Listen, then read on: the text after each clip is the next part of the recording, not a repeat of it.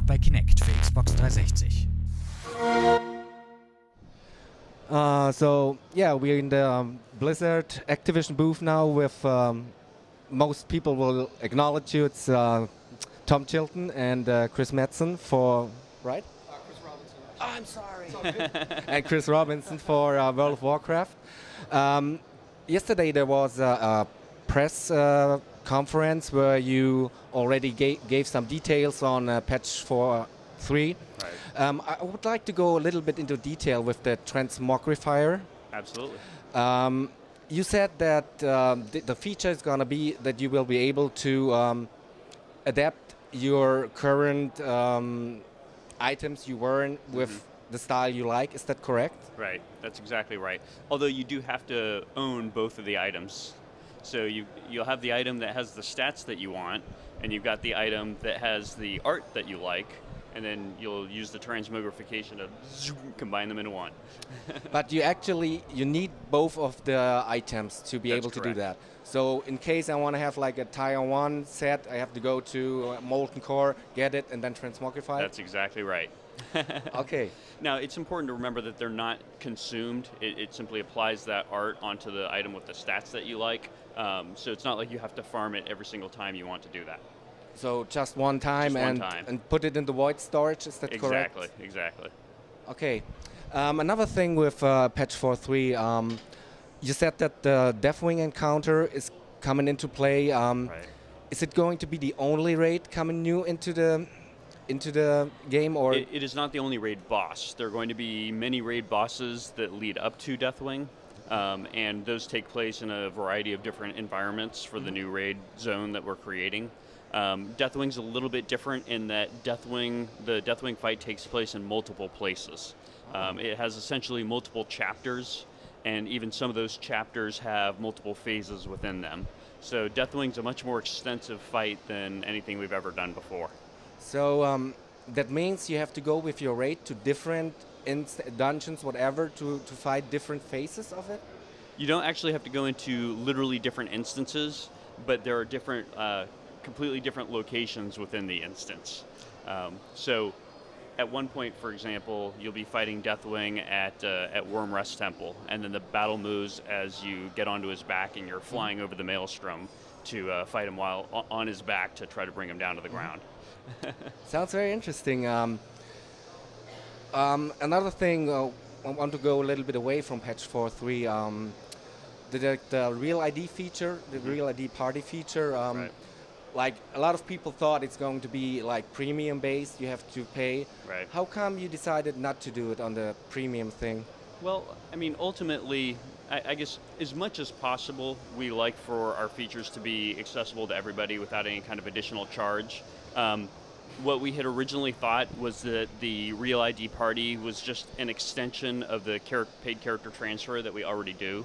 But it's clear that players view it as being a little bit different. You know, I think some of that is because the in-game interface to be able to do it, and the transitory nature of it, where you'll party up with somebody from across the server, when you're friends, and then you'll ungroup, and then you'll do something with your guild separately. And because of that transitory nature, it feels weird to have to pay for a service.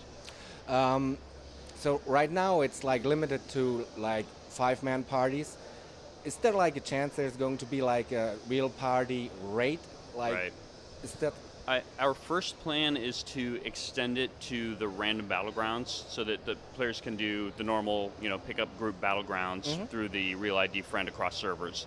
Once we've done that, then we'll consider extending it to potentially to raids, potentially to raided battlegrounds, that kind of thing. But that's still yet to be seen because there are some different complexities as it relates to raid locks and all that kind of stuff.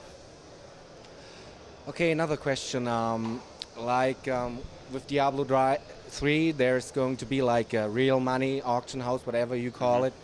A lot of people are really confused and a little bit like they don't understand why it's like a thing you shouldn't do, Right, but right. Blizzard is doing it. Is it like possible that there's going to be similar thing like a real money auction house in World of Warcraft? Are there any plans? Right, we have no plans for that right now whatsoever. I mean, obviously we'll keep an eye on how things work out there, and if there are ways that it can apply that seem to feel right for WoW, then we would consider it.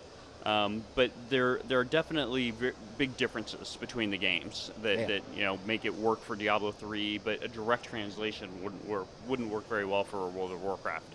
For example, our item model is centered around bind on pickup, right? So when the best items in the game are bind on pickup because we require you to actually go and complete the content yourself to get the item.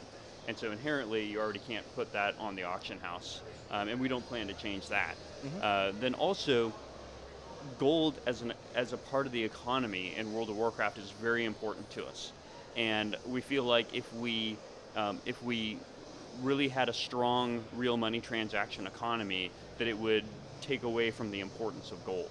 And that's not something that we want to do in a way to change WoW. So there are a lot of reasons why there are big differences between the games. So we don't really have any plans for it right now. Okay. I guess one last question, and we have the other guys. With Cataclysm, you changed the ID for raids. Like you can only do once, like in 10-man version or 25-man version. Right.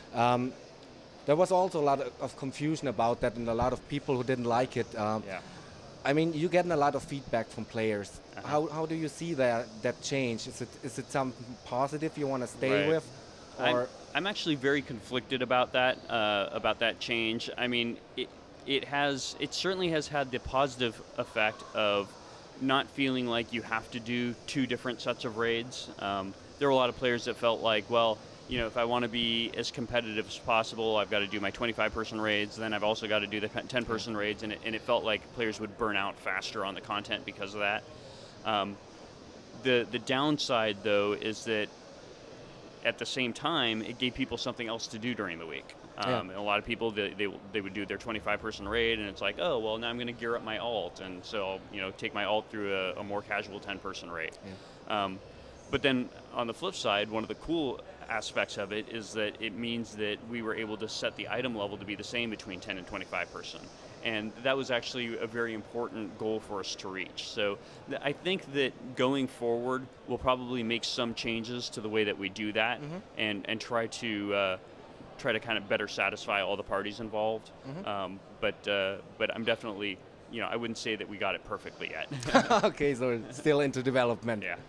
Okay, thank you very much for the interview. Right on. And thank you. have a great time in Germany. All right. Thank you.